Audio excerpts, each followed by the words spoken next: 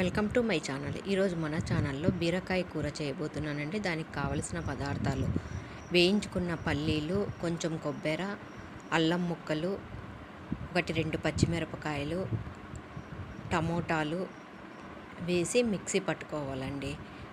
మెత్తగా పేస్ట్ పట్టుకోవాలి. ఇలా నేను చూపించిన విధంగా మెత్తగా పేస్ట్ పెట్టుకోవాలి. తర్వాత ఒక కడాయి పెట్టుకొని దాంట్లో నూనె వేసుకొని ఆవాలు, జీలకర్ర వేసి వేయించుకోవాలి. ఇవి చిటపటలాడే లోపల మనము బీరకాయని ముక్కలుగా చేసుకొని బంగాళదుంపల్ని కూడా ఇలా ముక్కలుగా చేసి పెట్టుకోవాలండి. చెక్కు తీసేసి వాటిని ఈ పోపులో వేసి కలుపుకోవాలండి.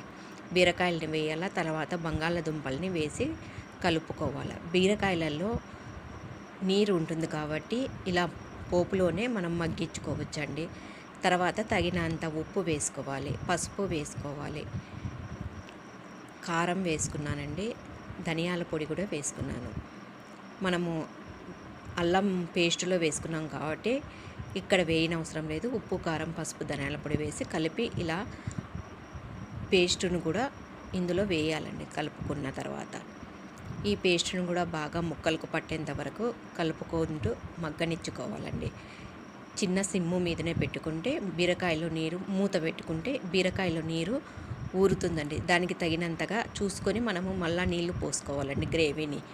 ఇలా గ్రేవీని చేసుకున్న తర్వాత ఒక బౌల్లోకి, సర్వింగ్ బౌల్లోకి తీసుకున్నానండి. ఇది చపాతీలోకి కానీ అన్నంలోకి కానీ చాలా బాగా ఉంటుందండి. ఈ విధంగా చేసుకోండి. బంగాళదుంప బీరకాయ కూర చాలా టేస్టీగా ఉంటుందండి. ఎప్పుడు చేసుకున్న దానికంటే